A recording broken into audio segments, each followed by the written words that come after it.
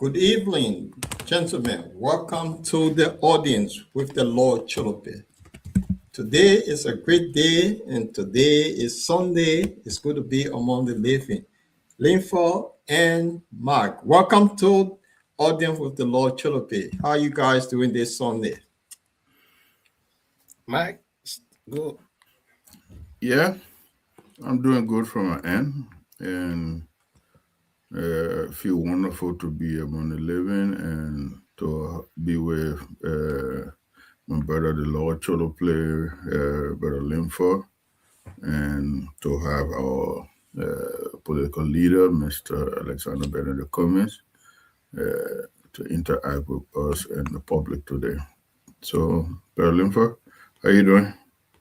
Well, I'm good. I'm sure there is no difference between your weather and my weather. So the weather is good today. I was out and about, and so I'm in good spirit. And I'm very happy that we'll be here in the audience today with Paul the Lord Choloply, and like you mentioned, the political leader of the Alternative National Congress, the ANC, Mr. Alexander Benedict Cummings, will be in the audience tonight. And we hope that we're going to have very, very fruitful discussions. We're going to have, some of the doubts that people have. He's going to be clearing that all for us.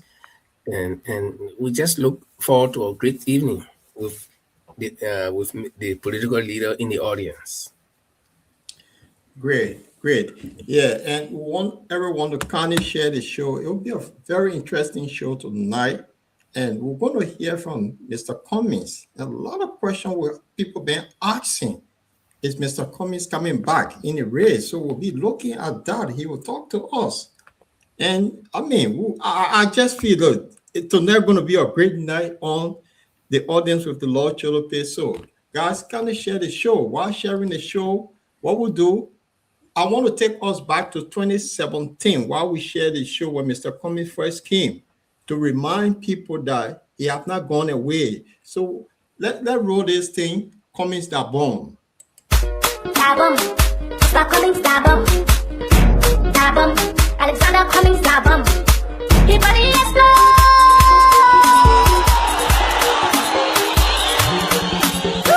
The leaders I love, the leaders I love, the ones I trust so much, they made a fool out of me. I've been praying to God every day, please give me a leader. He gave me a leader with love for his people. He gave me a leader who would deliver us from poverty. God look at Liberia with mercy from me now. He gave me my ABC, now you want to in my way. Somebody give me chance. ABC coming, somebody give me chance. I'm talking the talk and do, somebody give me chance. Talk and do, somebody give me chance. Mr. Cummings, the talk and do, somebody give me chance. For better education, somebody give me chance. For good health system, somebody give me chance. For good infrastructure, somebody give me chance. Oh, somebody give me chance. Okay. Way back, you are giving me corporate. Way back, you are giving me small money. Hey, you tell me say you are coming to face the road. Hey, you tell me say you are coming to face the school. Hey, you tell me say corruption was going to finish. Oh, how come I never see you do nothing? I say how come everything too hard? I've been praying to God every day, please give me a leader. Please give me a leader with love for his people. Please give me a leader who will deliver from poverty. God look at Liberia with mercy from me now. He gave me my ABC, now you want to stay in my way. Please give me chance.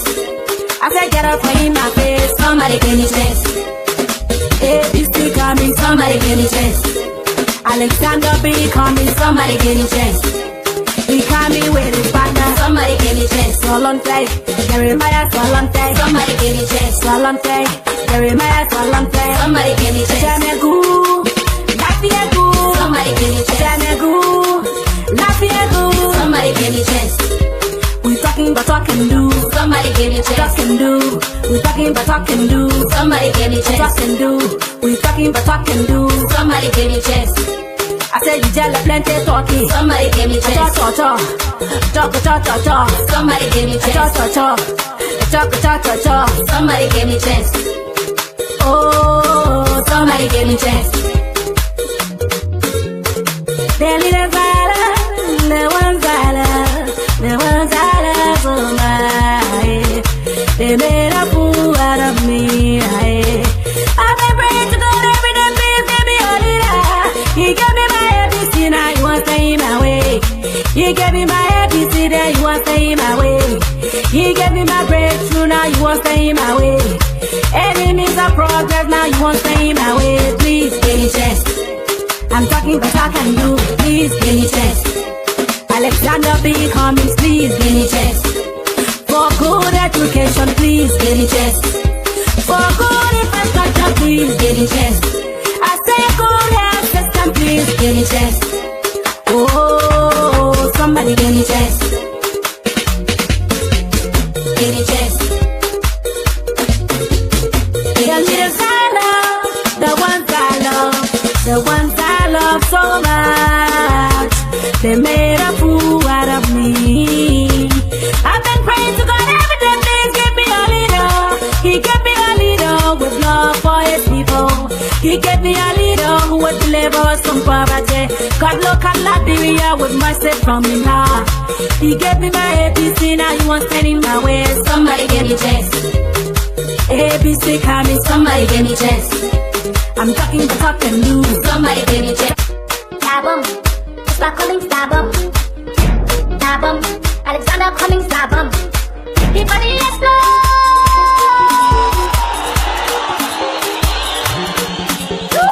The leaders I love, the leaders I love, the ones I trust so much.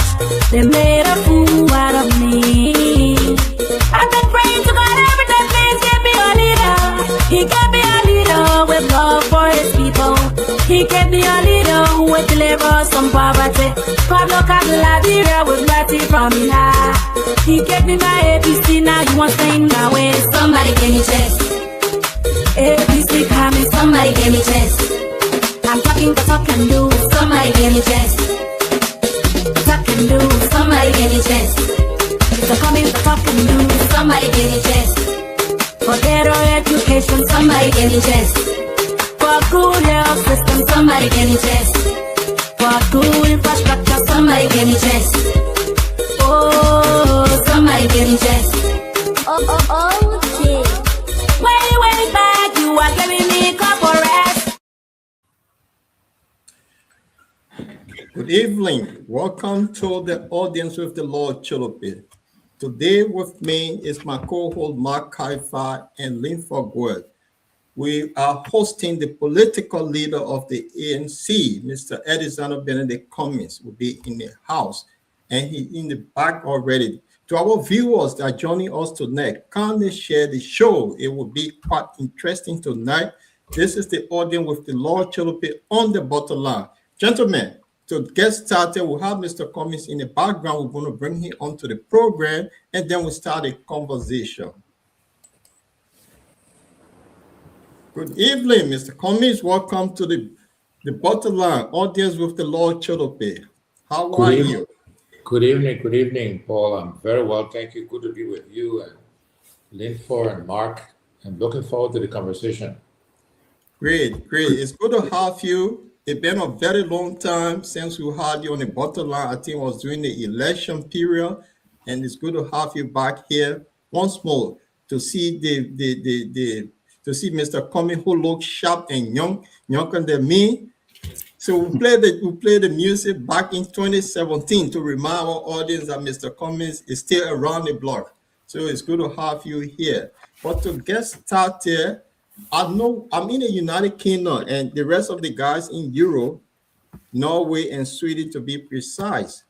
But we follow something in the United Kingdom which is a kind of taboo or it's almost like church, religion, football. I know you follow Arsenal. And Yeah, Arsenal won yesterday. exactly. They won Fulham. Yeah. So I was thinking, I know Mr. Cummings, he support Arsenal. And Arsenal and City now, they are neck and neck. who if they win their remaining games, it will end with 85 points. So being an Arsenal supporter, and Arsenal is also in the semi-final of the Champions League. What would be your prediction with Arsenal win the Premier League and the Champions League? Absolutely. I know Arsenal got Atletico Madrid this week, back in the Emirates Stadium, and as I said, they won yesterday. So and they're playing well. The win yesterday was convincing, right? So they will edge out Man City. Man City will lose one game along the way, and Arsenal will win both trophies this time around. We've been waiting in the wilderness for too long. Too long. Yeah. It's time for us to come out of the wilderness. It's good to have you. But And anyway, you know. By the way, yeah. President Boyka is also an Arsenal fan. You see? Yeah. No. So we got that in common. He's a big Arsenal fan as well. Okay. So the thing is, I was on loan from Arsenal to Crystal Palace, but since Arsenal doing well now, I'm back from on loan. I'm back to Arsenal. So Oh my man, we need stability. If you with us, stay with us. yes, so Mr. Comey, it's good to have you. How is your family to start with this Sunday? Lord Choloply, we thank God. Everybody's well. Teresa is fine. She and I, we live here in Liberia. I have 2 adult kids, as you know, my daughter Ayu and son Boyka. They're both doing very well. We've got 5 grandchildren. All the grandchildren are healthy. So we always say we thank God first for good health, because when you get good health, you can manage anything else, right? Yeah. And we all have good health, so we are grateful. And everybody's fine. Thank you for asking. Yeah, it's great. And to our audience, we have Mr. Cummins with us today. We'll open a line at some point. You can call in and ask a question, or you can make a comment. We'll read your comment to Mr. Cummins. Mr. Cummins, I'm in a Maryland Association in the UK, to be precise. And one of the things I just wanted to give a little bit background of your global heritage, because some people are a bit confused that they think you're not global and all that. So if you could just talk to us for a few minutes on that, and then we can go into politics. Yeah, no, look, clearly we are global, got global heritage from my father's side. There's a town in Maryland called Wiccan. It's in the Callaway district, District 3 of Maryland County. That's where a lot of the family lived and settled. As I said, my old man is from Maryland as well. Although I grew up, in Monserrato in the Point 4 area, and then Fiamma in Monserrato, went to demonstration school on Clay Street, government elementary school. Then went to Sevier, went to Cottenham for a few years. So yeah, we're proudly Marylanders, proudly Gribbles, and I'm not sure why people, question that. But look, maybe it's politics. People say all kind of stuff. Question everything, but it's okay. We know who we are. We're proud of who we are, and I think most Liberians know that as well. Great. And before I bring the other guys in, I came across a post on sometime last week with Mr. Cummins firing back at some lawmaker, and I found that very interesting and say, wow, it's about time that somebody take the bull by the horn. So, Mr. Cummins, I know you might have read her post. What say you to our audience? How you feel about that? Yeah, look, I think, you can only push people so far. By the way, the person wasn't a lawmaker, even though I think they carry the honorable title. Everybody, people misappropriate titles, right? And he one of those that did. But look, you can only push people so far. Teresa, my wife Teresa, was just fed up with all of the lies and all of the nonsense that people say about me. In the past, Lord Choloply, we let people define us. We didn't react. People accused me of this nonsense. I won't use the BS word because people got young people listening to you. But there's nonsense about me being gay or support a gay lifestyle. We didn't see anything. We let it go. And many Liberians, unfortunately, believe that nonsense, that complete BS. So this time around, Teresa says she will not let anybody see anything false or stupid, right? It's one thing to attack me politically, to disagree, have a different point of view, to challenge maybe something I said, didn't say, or whatever. That's one thing. But to just lie, completely just lie, just fabricate, just make it up, we're not gonna let that happen this time. And Teresa refused to let the lies continue, and she nailed him. She challenged him to come and prove what he said, and she just went after him point by point, bullet by bullet, and it shut him up. It shut him down. Similarly, it happened in 2023. Somebody else attacked the family, attacked our son, also with this gay nonsense, BS. And she also came out of her shell and she went after them like, my son not in your politics, he's not gay, he's not all of this nonsense. So I support it, I applaud it.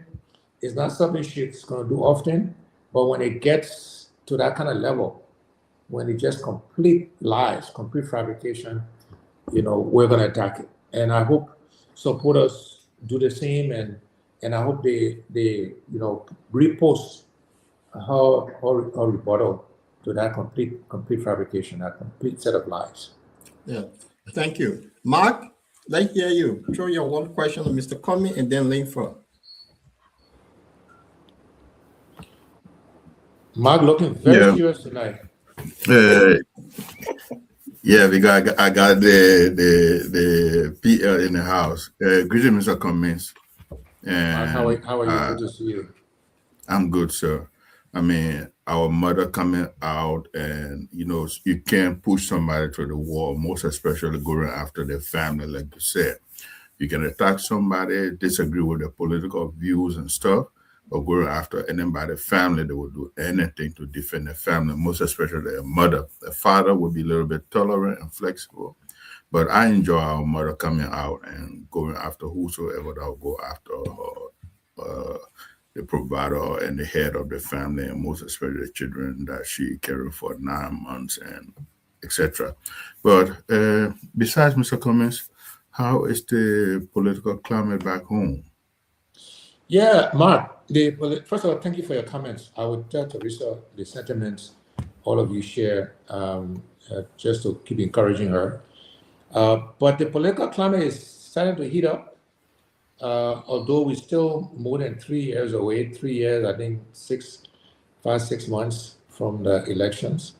But I think, it's starting to heat up. I think it will really heat up next year, March 2027, but it's starting slowly now.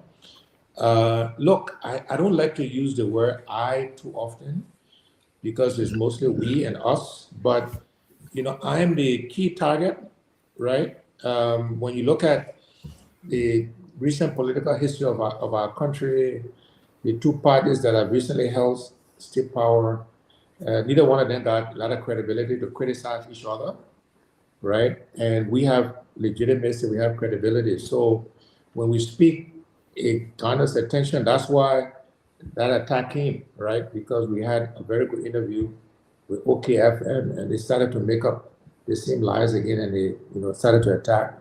So I would say the political climate is starting to heat up small. I think as we move towards the end of the year, it will continue to heat up. And I think when we get into 2027, it will be full on, because now you're 2 years, some months away, full on politics in the country. And we'll be prepared for that, Mark. We'll be very prepared for that. But it's heating up now. Okay. Brother Paul, I was just brushing up the water to get my political leader, foot on the accelerator. Mr. Cummings, there has been this, what you call news in a space that Liberian people, some are just getting to know about concerning this beer mountain. And it's not just beer mountain alone. There are a lot of concession agreements that are being signed, and some of the lawmakers, they've been around for more than 2-3 terms and pretending to like they don't know what some of the concessions were about. And people at the LRA also, that also when where they do these vetting and stuff for these, bidding and stuff for these concessions. And the institutions that gave the concession away. Mr. Cummings, what will you do tomorrow if become president to renegotiate some of the concession, which is not going, you're not going to be the first president, if elected, to call these investors to the table and say, look, that these concessions were not in my country favor, so we have to renegotiate. And if they are not willing to renegotiate, are you going to take the harder step in nationalizing these some of these sectors? What would be the approach of Mr. Cummings? Thank you, sir. Thanks, Mark. Great question. And forgive me, I will give you a very long answer, but it will be logical and you will follow it. And I think it will make sense. It will help because the answer is not a simple answer, right?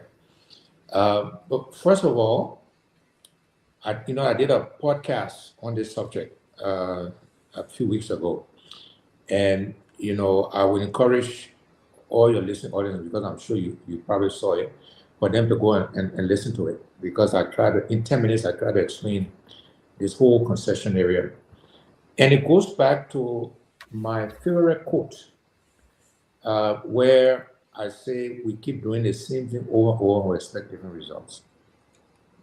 So the issue is not just about B Mountain. It's about how we go about trying to get money for our natural resources. Is what I call the concession regime. How we the contracts, the regime we agree with these companies for us to get money, for them to take our gold, our diamond, etc., etc. And if we don't change how we negotiate with these companies, today is B Martin, tomorrow could be Mark Far Company, it could be Port Choloply Company, it could be Alexander Cummings Company, it could be Argon Linford Company. If we gotta change the way we negotiate, the way we try to get money again for our gold, our iron ore, our diamond, so we keep negotiating the same way over and over, or we're not getting any different result, no matter what the company is. That's the first thing to say. The second thing to say is that because we keep doing the same over and over, the same kind of agreement, our minerals are just living in Liberia, and our country remains poor, our people remains poor. I was in Westwa. Westwa used to be, and Mark, you're much younger than me. Westwa used to be the diamond capital of Liberia. Today, you go to Westwa, almost all the diamond gone, and there is nothing in Westwa. No good schools, no good hospital, no running water, no electricity. It even hard to get cell phone signal. And that used to be the richest diamond area in our country. That's an example of why we got to change the concession agreement, the way we go about it. A reason why we cannot keep doing the same thing over and expect different results.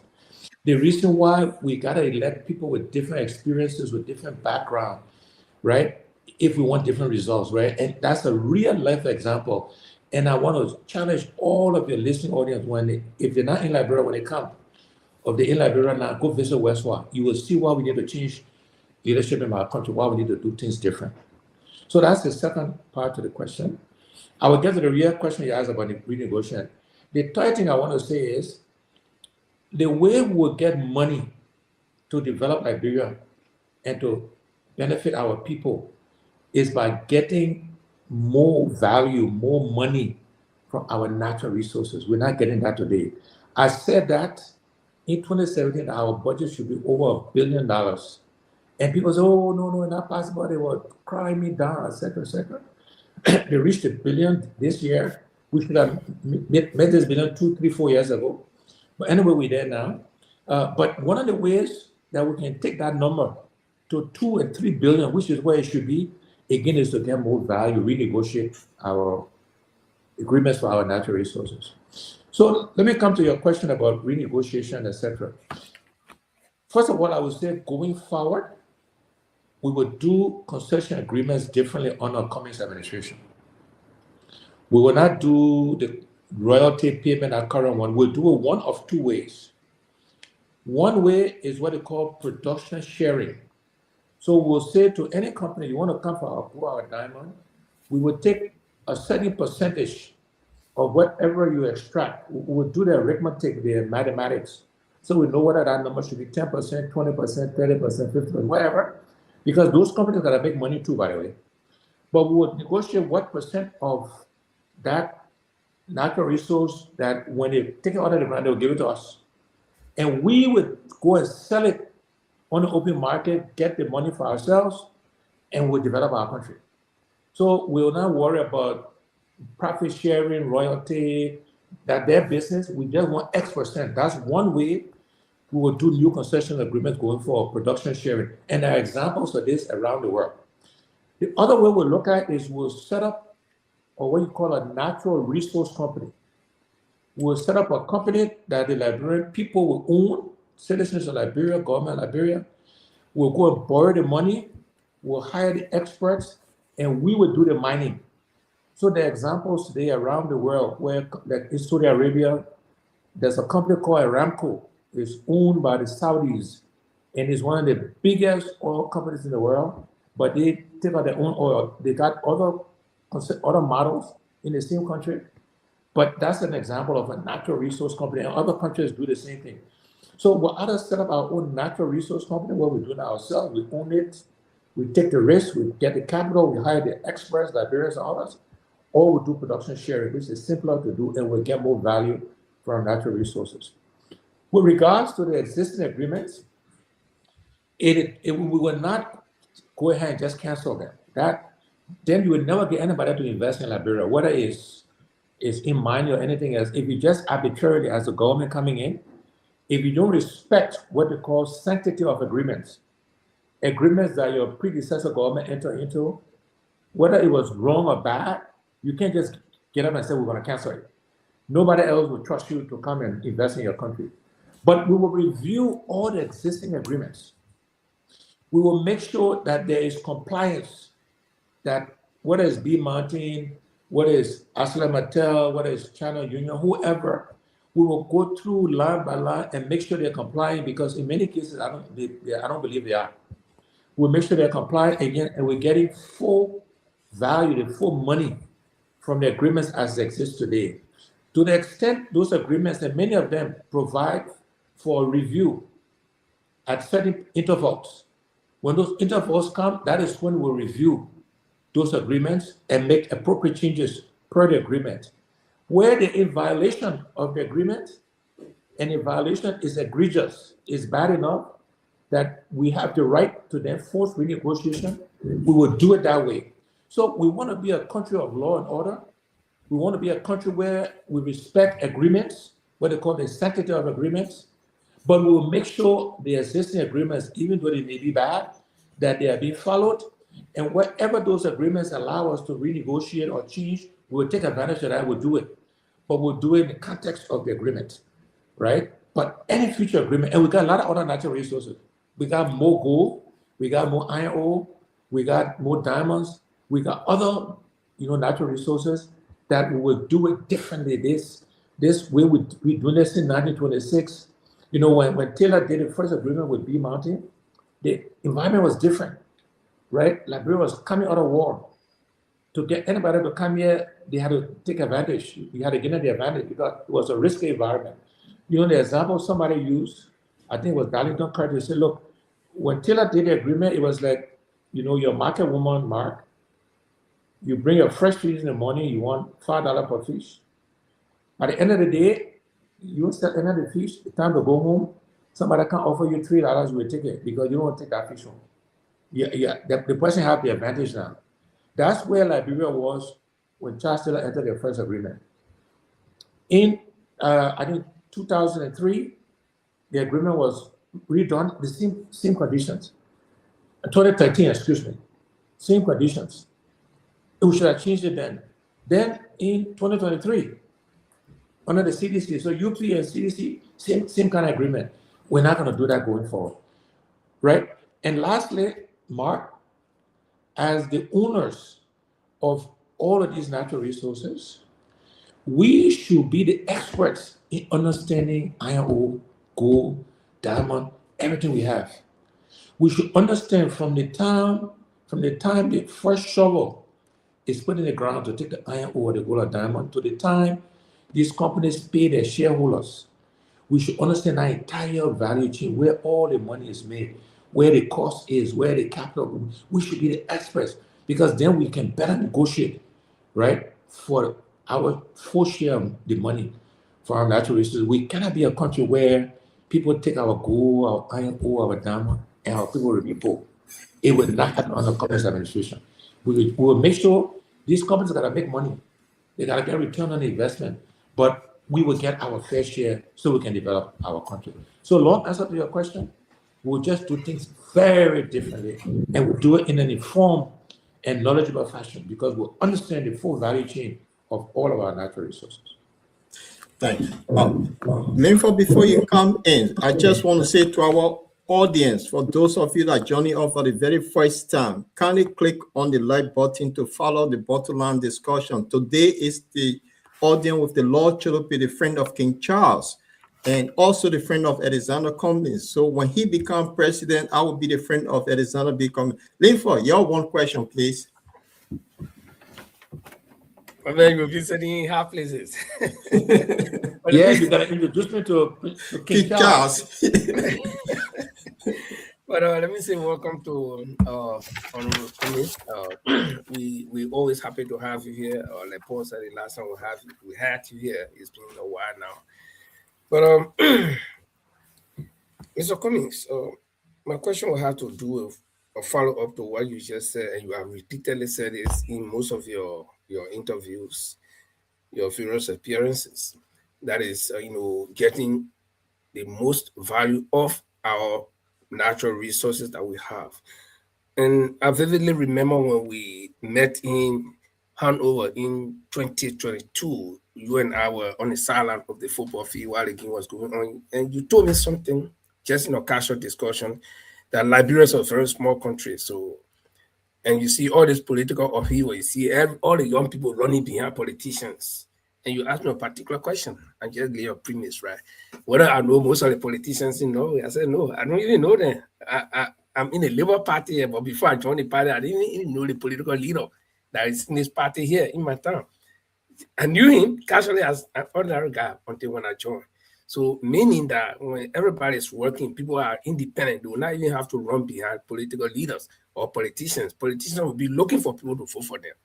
And you told me that Liberia is a small country. So if you have like 3-4 companies coming, major companies that will be employing, let's say 3,000 people on the dot, they will end up exhausting all the master's degree holders. Then they go to bachelor's and then they will start looking for high school graduate to come in Liberia because we don't have that much education.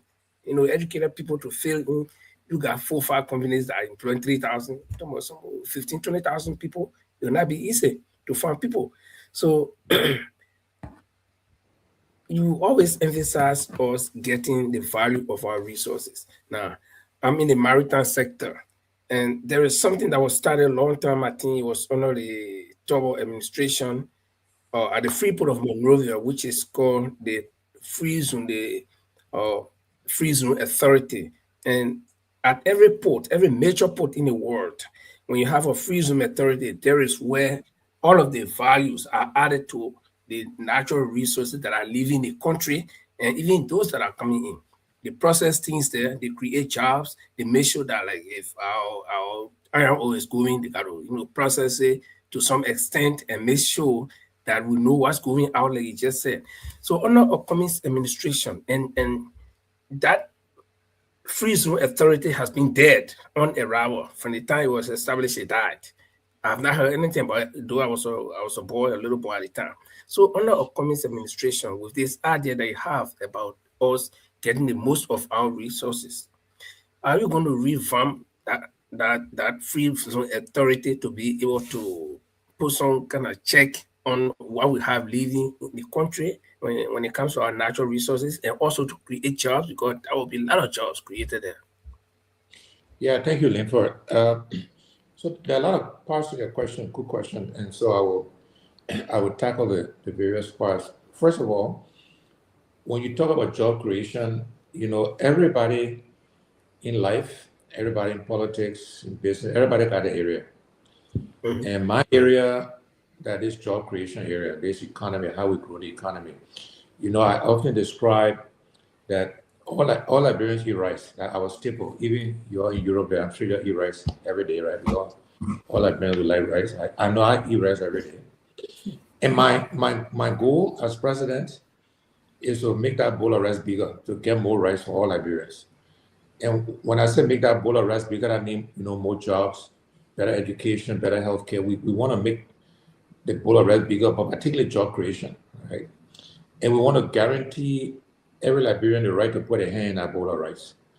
Because when you think about it, and I will come back to your specific question on value addition, but I just want to talk about the job creation part you mentioned. When you think about it, right, we'll guarantee every Liberian the right to put a hand in that bowl of rice. Guarantee everybody the same opportunity. Because, Linford, you don't choose your tribe. Nobody chooses to be born Gola, Gio, Vai, Congo, Mandingo, Gribble, Loma. Not your choice.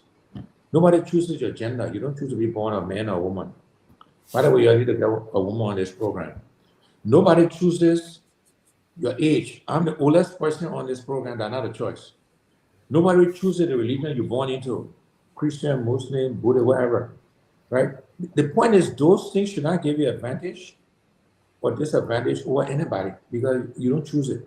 So in a Liberia we want to make that bowl of rice bigger, and we guarantee every Liberian the right to put your hand in that bowl of rice bigger. You don't choose tribe, religion, gender, age, ability, disability, not your choice. God decides that. You guarantee the same opportunity. What you do with the opportunity is up to you, but we guarantee you put your hand in that bowl of rice. The only thing that will stop you is things that you can control.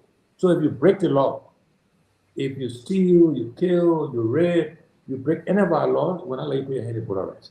We'll punish you, whatever the law says, because that's a choice. You can choose to do it. You can't choose your tribe, the religion, the gender, the age, the ability, disability. You can choose to obey the law or not. And then if you're lazy, you're not eating much of the rice. If you're strong, you eat more. That's your choice. That's the Liberia we want. Create jobs, create opportunities, guarantee every Liberian the same one. Now, how we'll do that? One of the ways we'll do that is, to your point, is what they call value addition.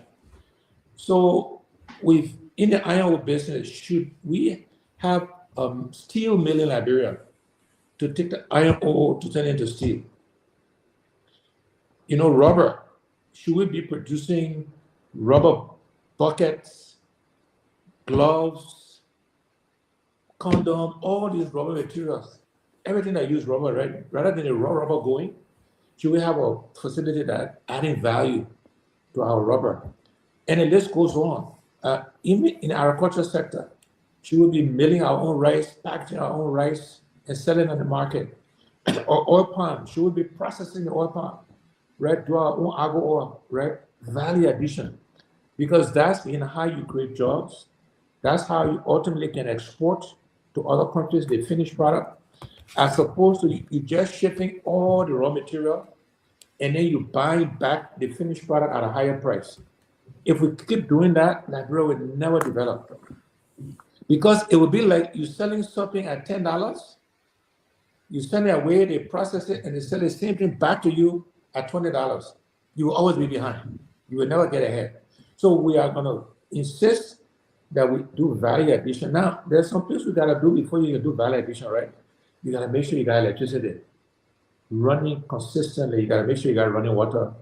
You got to make sure you got technology, internet connection to the world, right? You got to make sure you got roads. And so you got to fix the infrastructure. That's one of the things we talked about before you can insist on value addition. But we'll do both. We'll fix the infrastructure and then we'll insist on value addition to our products in Liberia. Then we can buy the finished product ourselves. We can export the surplus and you create jobs. Other ways to create jobs, you invest in farming, in agriculture, and not just in the farming piece, but again, you add value to the products that's produced. You invest in housing, it will be a job creator. We need houses. You invest in tourism, it will create jobs. These are all the things we will do to create jobs, right? In addition to getting more money from our natural resources, right? To fund all of these things I'm talking about. So yeah, long answer to your question, but yes, we can and will do things differently if we want to move our country forward. Great. Very good question and answer, Paul, I Mr. can't hear you. Can you hear me? Yeah, Paul, quickly, let me squeeze in one. Someone. Yeah, I can Very hear, okay, I quickly. can hear you now. We lost Mark. you can Yeah, hear me, Paul. Mr. Cummings? I can hear Linford, but I can't hear Paul. Oh, Okay, I hear Paul, but since you can hear me, Mr. Kumi, let me just squeeze in this one quickly. Yeah, This okay. one has to also do with the maritime sector. Liberia, we have a port that is over 50, 60, 70 years old. And this port, the only thing that I see that sometimes they do is to dredge. There is no physical improvement yet. And Liberia, as it stands, the last time I checked, we were second to Panama in ship registration when it comes to the flag of convenience. It's a race. Sometimes we overtake and they overtake. So I've not checked it today to see where we stand. But at least we are in the first, second place all the time. But most of those ships that our flag or that carry our flag, they hardly make calls to our port.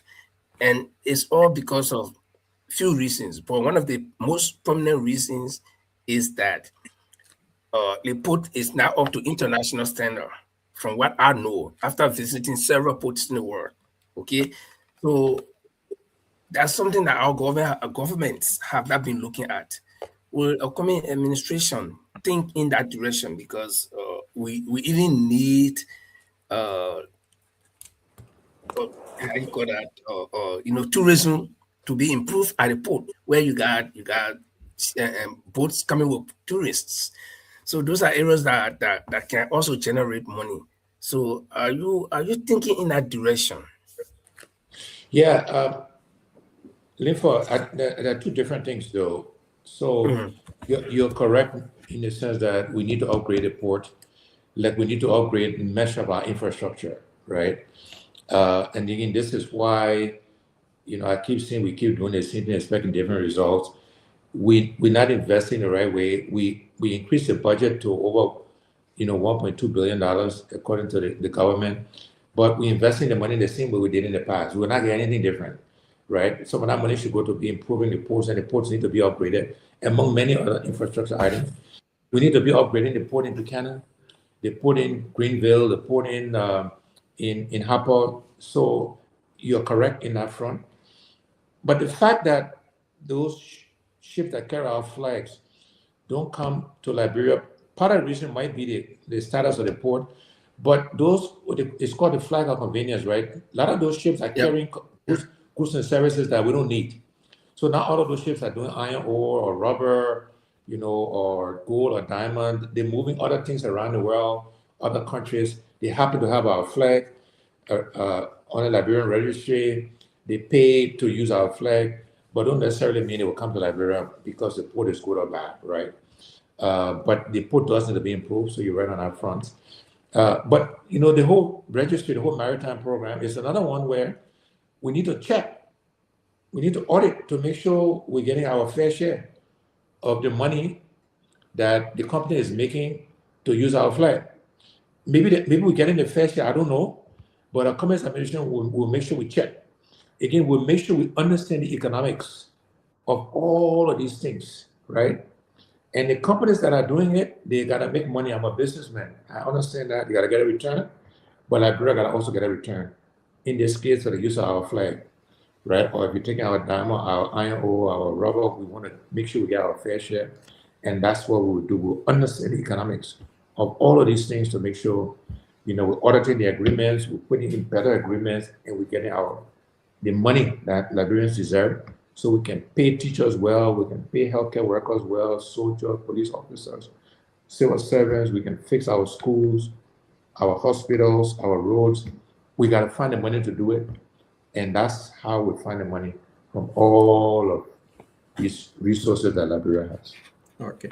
Mr. Cummings, can you hear me now? Can you guys get me? For some reason, I'm not hearing Paul. Yeah, I hear you. Paul, Okay, Mark speaks, see if I can hear you. Go off mute. Mark, speak. Let me hear you. Yeah, Mr. Cummings, I'm hearing you. I'm hearing Linford. I'm hearing Paul. Paul. Mark and Paul. Should I Okay, go leave and for come just back in? let me put this forward. Ask Mr. Cummings, then I get out to come back. In one of his interview, he Maybe I said, should go on and come back Yeah, in. Mr. Cummings, yeah, no, no, you no, stay. you stay. Paul will go over. One Paul of ask a his question. interview, he said But I that can hear him. No, Yeah, but yeah. Mr. Cummings not We'll go hearing out and come Paul. back. yeah. Okay, Mark, you gave your Yeah. ask a question. I'm going to come back. Mr. Cummings can't hear me too. He can hear you. No, he doesn't. I think I'm the one with the problem though. So let me Yeah. go So on and Mr. come back. Cummings, go out and come back. Yeah, Yeah. let Mr. Cummings try that. Yeah. Right. So to our audience that following us, while we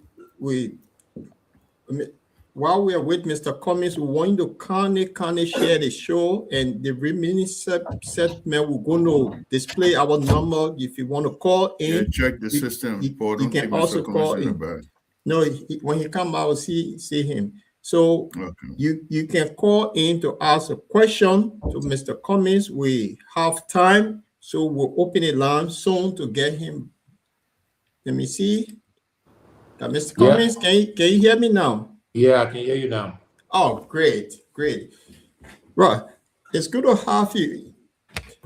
In one of the interview you had, I listened to, I don't know whether it was Spoon or OKF, and you said, since the UP government took over, there's nothing have changed. Can you please expand on that? Because what do you mean by nothing have changed? So, Lord Choloply, if you look at the life of our people, ordinary, of common Liberians, if you look at the life of a Liberian teacher or Liberian healthcare worker, policeman, soldier, civil servants, all of these people, if you look at their life over the last 10 years, spanning both governments, the life of ordinary Liberians has not changed for the better over that period of time. Market women, pimping riders, their lives are the same. They still struggle to pay their rent.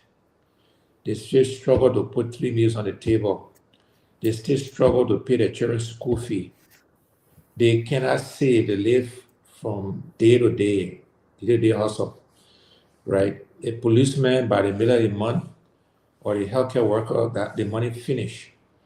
So of course, if it was you or I, we can't feed our family in the middle of the month and we are a healthcare worker. Even though the drugs supposed to be free, we'll sell the drugs. So of course, police people will put people aside to get money. So I am saying, and the statistics will back me up. You look at all the various studies. The life of the ordinary, the common Liberian has not changed under either administration. Now, CDC is no longer in power. Is the UP, they got state power now. It's been almost 3 years. The life of the average ordinary common Liberian has not changed. That's what I mean. Look, we need to put in policies. We need to do things that will improve the life of ordinary citizens. Improving, spending over 50 million United States dollars on the legislature, 103 people, right? And Paul, I'm hearing Mr. Cummings. everybody else struggling. That doesn't make any sense. Increasing the national security budget by over 50%. That's not improving the lives of the ordinary, of the common Liberian.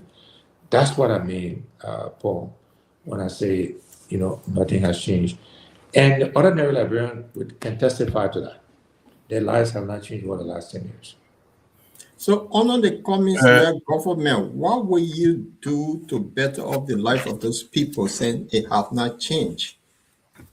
So very specifically, some of these things we talked about, but we will make sure every civil servant, healthcare worker, teacher, soldier, policeman, make what I call a living wage, at least $4 or $5 a month. everybody, because that way, right away, you start to impact their lives, their ability to feed themselves, to pay their rent, etc. So that's one thing we'll do right away. We will make sure we're providing loans for Liberian businesses to grow and expand, all the way from market women, bitter ball sellers, pepper sellers, small loans for them to grow their business, all the way to small to medium-sized Liberian businesses. Will provide loans that will begin to improve, impact the lives of the common person right away. As I mentioned, we'll invest in farming, in agriculture, and in value-added agriculture, in processing. That will begin to impact the lives of farmers right away. Okay. They will see a difference in their lives. We'll invest in tourism.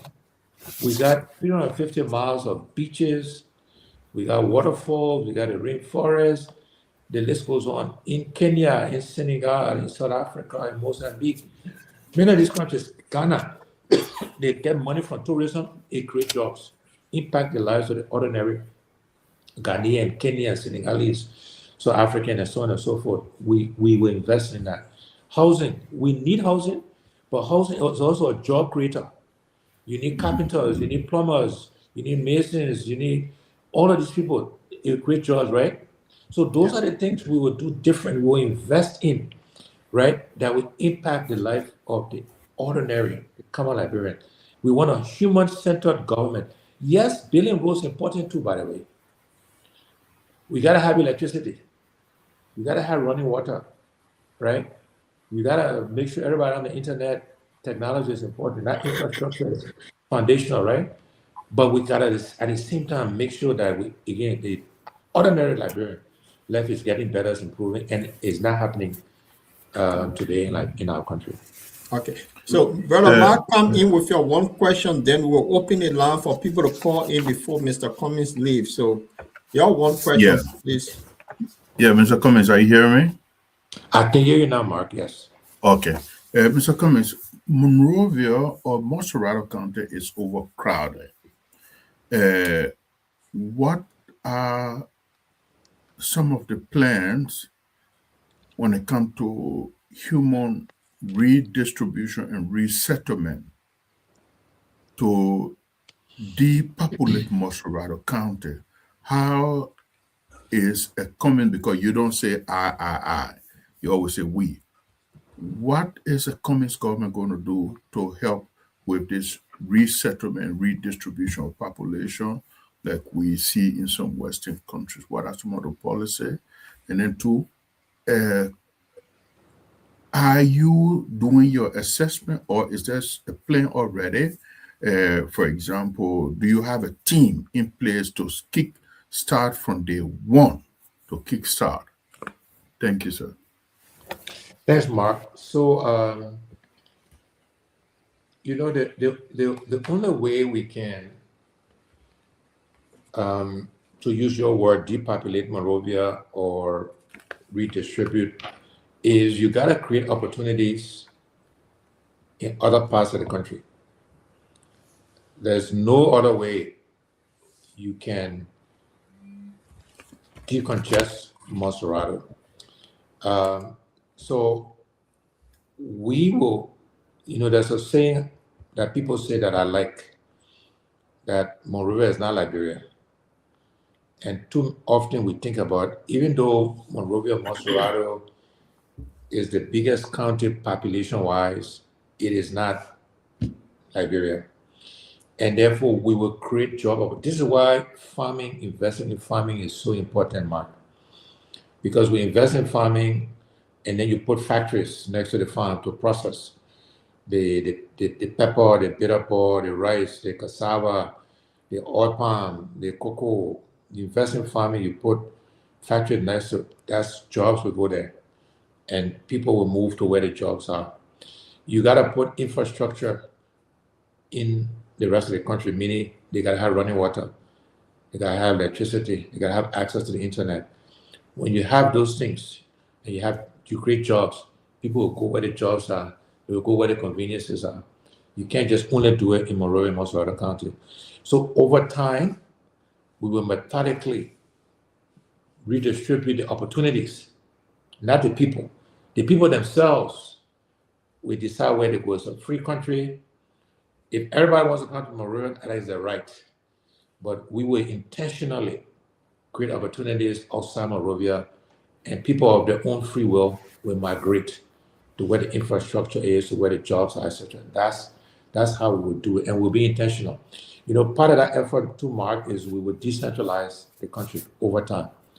We will push responsibility, we will push resources into the counties, into the cities, so the mayor can be truly accountable to the citizens, that he or she will see every day. They will come and say, Mr. Mayor, the government allocated 1 million. Where you doing with our schools, our hospitals, etc., or the superintendent, etc. So decentralization will be part of that effort as well.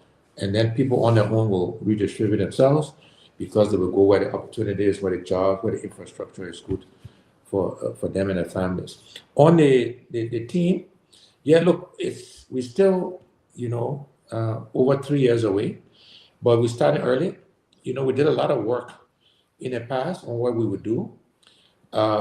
Unfortunately, because nothing has really changed, the things we were talking about doing in 2016, 2017, those things are still, you still got to do them, because again, the fundamentals of the country is unchanged.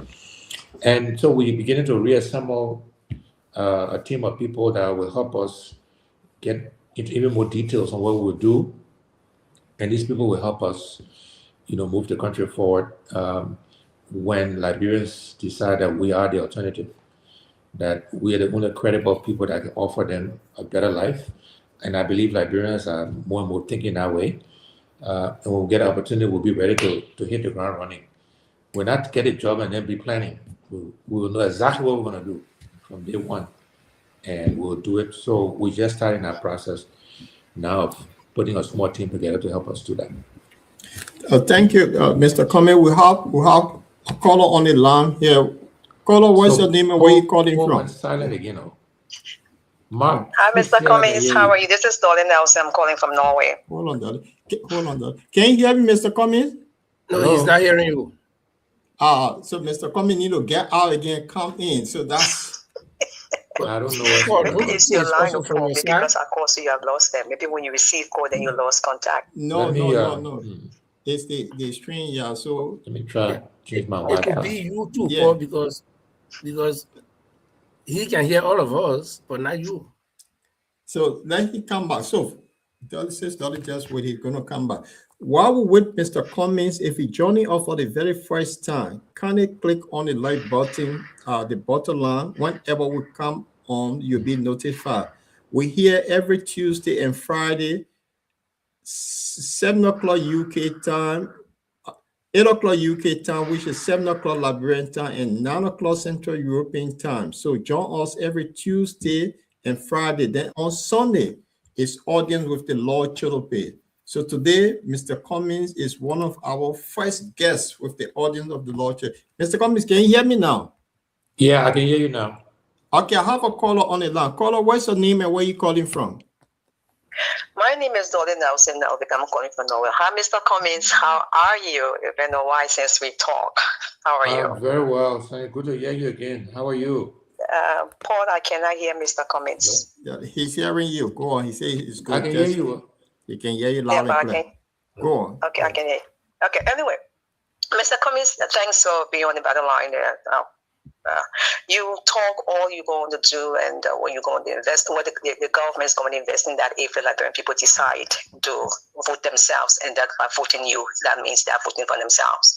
And so when they vote themselves and vote you to lead them, to lead the country, you talk about everything you're going to, the government is going to invest in, which is very, very well. We who live in the normal world, these are normal things for some of us. But the two things I've not heard you say you're going to invest in, that's education and healthcare. All the things you have named, there's no way it's going to work if we don't have people who are trained and qualified to do that. Liberia, as it stands now, the young people, I stand in correction here, we're talking about 65 to 70% are highly unskilled. So how are you going to tackle these young men and women that we need to build the country? That's Yeah. my question to So you. yeah, no, thank you. Thank you, Dolly. Yeah, education and healthcare are also very high on our priority list. Um, we were speaking mostly um, about those things that create jobs right away. Education is a long-term investment, but healthcare education are clearly high on the list. In education, we want to focus on uh, teachers training, quality of teachers at all levels, because as I saying, garbage in, garbage out. If you don't have good teachers, university, secondary, middle school, elementary level, who understand the subject matter, teaching the kids the real chemistry, biology, physics, mathematics, you're not going to get good outcome. So focus on teachers training, on vocational training.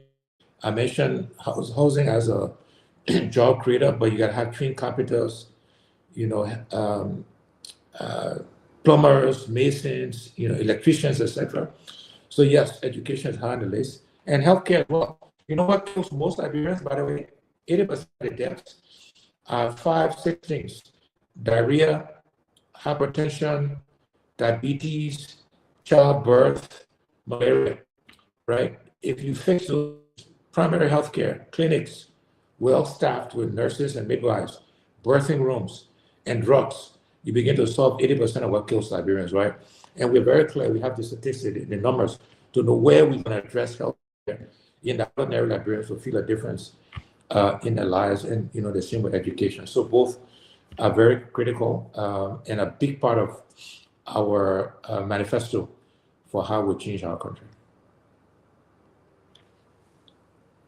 Okay, Paul, I have a call on the line if you wouldn't mind.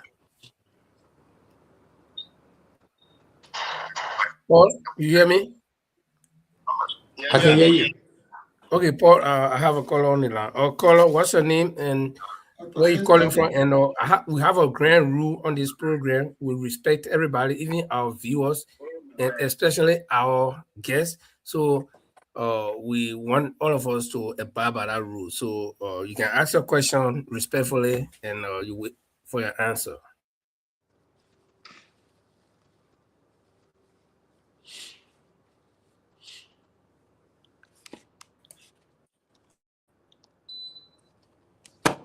I can't get a question though.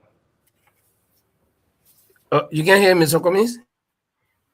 We're not hearing the We're caller. not hearing. The caller. Is the caller there? Are you hearing the caller, Mark? I think No, he hang up. Not at He hang all, sir. up. He hang up. He will call back. Let me see.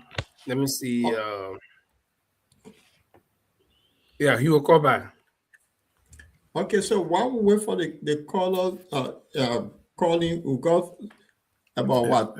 Is that 10 more minutes with Mr. Cummings or? Can I go, because we can't just keep Mr. Cummings? Yeah, go ahead, Mark.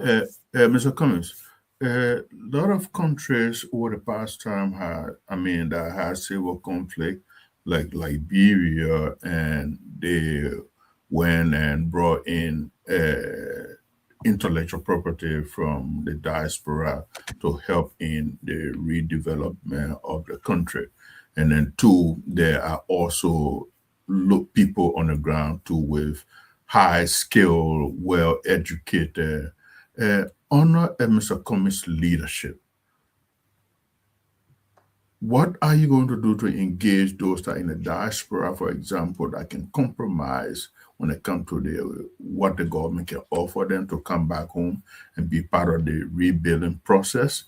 And then two, if elected, like what we see some nonsensical behavior that if you're not from the ANC, you're not supposed to work in the government, and you could have some of the well knowledgeable people that doesn't support vote for Mr. didn't vote for Mr. Cummings, but they are well skillful, well educated to get the country, to where it's supposed to be. How are you going to handle these kind of issues so that Liberian feel inclusive under Mr. Cummings' leadership? Thank you, sir. Thanks, Mark. Yeah, so You know, even in my bowl of rice, analogy that I use that I said, we allow every Liberian to put a hand in that bowl of rice. We allow every Liberian, whether you ANC, you CDC, you Unity Party, you LPP, you NPP, we're not going to discriminate, right? Everybody will have access to opportunities of our country. You know, one of the former UN representatives to Liberia, he's retired now, I forget his name, he was a Ghanaian, became a friend of mine. He had worked in the UN system a very long time, and he was assigned to Liberia, and then when he left Liberia, he retired.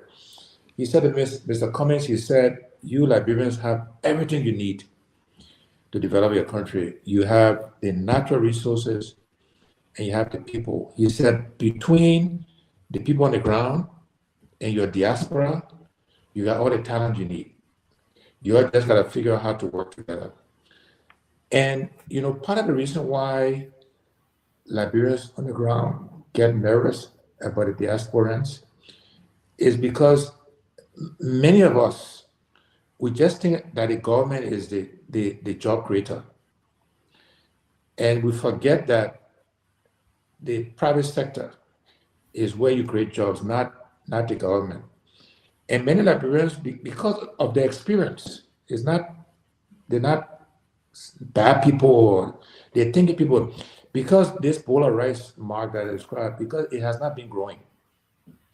Because the bowl of rice being staying the same size or getting smaller, it is human nature that you will try to protect.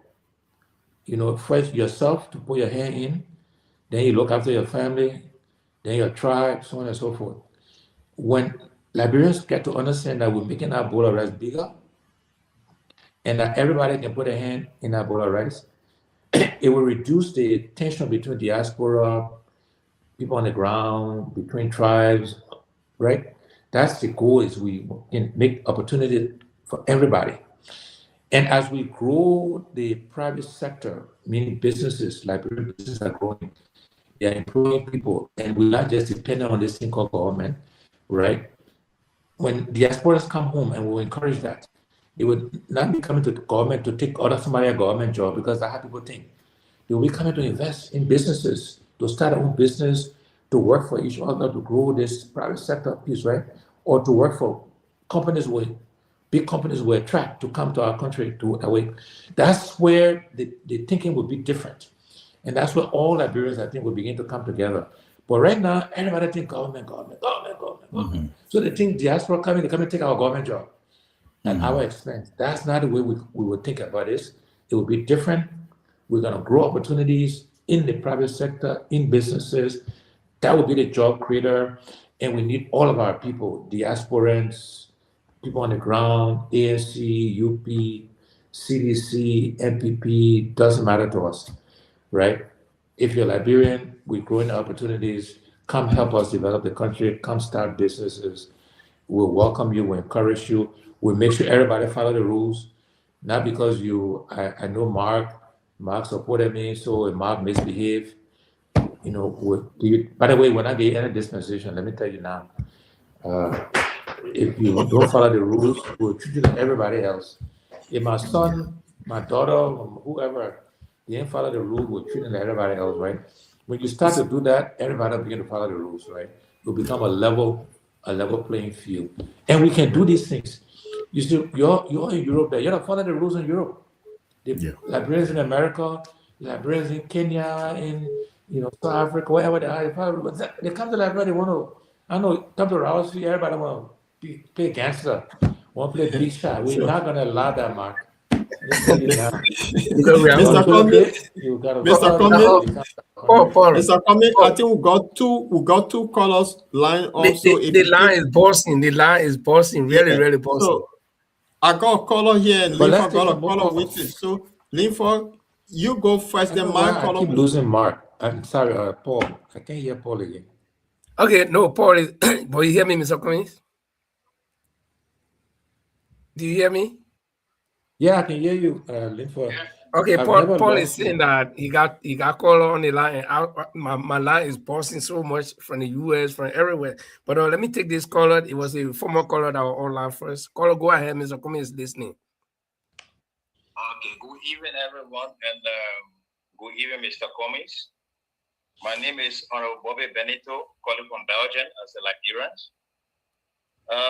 Mr. Cummings, I want to ask you, as a man who have worked in the private sector, if not mistaken, the man with the most experience, Liberians with the most experience in the private sector and the most connection in the private sector, what have you done to help bring companies in Liberia to help reduce the unemployment rate for our youth?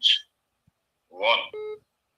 2, what is your plan for the military? Because if we look at the current situation now in Liberia, between Guinea and Liberia, it has exposed that our military is very weak. So what is your plan for you to reform them and boost their strength up? And what were you going to do if you was the president of Liberia between Guinea and Liberia? What was going to be your action? Thank you very much. Okay, so with regards to businesses in Liberia, first of all, I am an investor. I've invested in 2 businesses in Liberia, substantial amount of investment. One of them was not successful. We're still trying to see if we can fix it. It was an agricultural business, wasn't successful.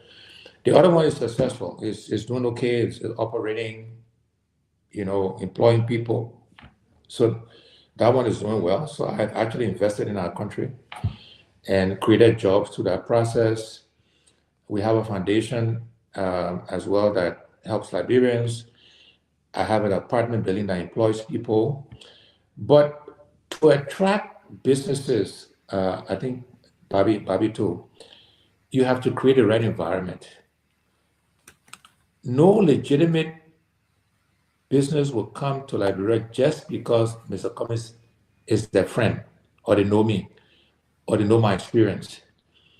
If we don't fix the environment, the tax environment, the regulatory environment, if we don't fix the corruption, if we don't fix the judiciary, no legitimate business. This is why no legitimate business has come to our country over the past multiple years, because the environment is not conducive. This is why some people were even criticizing me. It was funny about the same issue. He said he had a business in Ghana because the environment was difficult in Liberia, was not conducive. But yeah, he wanted me to start business in Liberia, even though he doing business in Ghana. The business environment is not conducive. The business registry, I don't know if they have fixed it, because I talked about it a few weeks ago. The website has been down for over a year. So if you're sitting in Belgium or wherever you are, you want to go online to start to register your business, you can't do it. That's just an example of the environment not being conducive to attract businesses into the country. And so unless we fix the environment and make it attractive, you will not attract you attract a lot of black money people. You will not attract legitimate businesses that will come here to help us create jobs. But I am an investor in this country more than anybody else. I don't know if that question was asked of President Weah before he was elected, or President Boakai before they were elected. And even after they got the job, have they created jobs? Have companies come? So the president now, right, don't have the office. What jobs they have the responsibility? They got the resources. They can change the environment I'm talking about. But no, the job has come. So again, let's not have a double standard against this question. Those questions should be asked to all of us who are aspiring. Fair question, right? But even after they got the job, what have they done with the opportunity, right? On the Guinea border and the military, yes, we need to strengthen our military. And I think the government is starting to do that now. I think they are starting to enlist and get more soldiers into the military. But I hope when they do, that they are going to pay them enough money to support themselves and their family. They're going to provide them health care, education, good living, good housing, for the military and training, right? So that they can be good, competent soldiers. But because that's what we would do, we would expand the military, but we will train them, we'll educate them, healthcare, housing, and we'll make sure they're fully trained to defend, our country. So, and then on the Guinea stuff, we issued a statement on that. There are three things we said we would do. One, we said we would investigate to understand what caused the problem in the first place. What precipitated, why did the Guineans come across? They didn't just get up one morning and say, we went across. We need to understand what caused that, and Liberians need to understand what precipitated, what was the cause. We need to investigate that, right? I don't believe it's happened. They haven't told us what caused it, so we can make sure it doesn't happen again, and we can punish those people who caused it if punishment is warranted. The second thing we said we would do is we will make sure we look after the displaced people. There are people that have been displaced as a result of this border issue. Let's not let them suffer. It wasn't their fault that this thing is happening. The government is responsible to look after them. And third, we said we'll be actively negotiating with the Guineans, with the Managerial Union, with ECOWAS. We'll get all of them involved so we can resolve this amicably. The Guineans are not our enemies. The same people on both sides of the border, just like the Ivorians, just like the Sierra Leoneans, right? We need to figure a way, a family on all sides, how we can negotiate this thing so we can go back to status quo. And it's direct negotiation, but it's regional brothers and sisters who all need to come put our head together. So those are the three things we said we would do if we had state power to solve this issue. And we'll be actively doing it and making sure Liberians understand transparently what we're doing to fix these issues. So, Mr. Cummings, can you hear me now? Ah, so, Linford. Paul, you have been a problem. Okay. Yeah, I can hear you, Mark. But Paul, do you hear me? Yeah, I hear you. I hear Mark. I can hear everybody. You are the problem because Mr. Kwame have been going in and out. So you go out and come in. But why are you going out? Mr. Kwame, I don't know. We're keeping you too long, but there are two important people here for the ANC. Sure. Okay. So Mr. Swa, Mr. Emmanuel Swa is the anyway, he will introduce himself for ANC Norway. So Mr. Swa, you are on the line. All right. Good evening, Mr. Cummings. Good evening, Emmanuel. Yeah.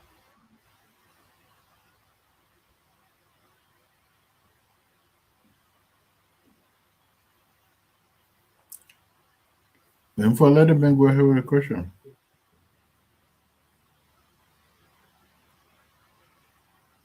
Linford, I can get a question. Mark, you can get a question? No, not at all, sir. Okay, yeah, he's on. Go ahead. Hello? Yeah, go ahead. Do you hear me? Yes. Yeah, go ahead, Emmanuel. No, but I'm saying he's saying that he doesn't hear me. Hearing you now. Go ahead. The time is very short. Okay, Mr. Cummings, do you hear me? Yes. Okay, good. Okay, I don't think I need to introduce myself further. Yeah, okay. Mr. Cummings, here's my question. If I would prove myself right, I'll listen to a certain comment, an interview where you said that you will not take salary. I don't know whether this is correct or not before I further my question. Yes, it's correct. It's correct, Emmanuel. Go ahead.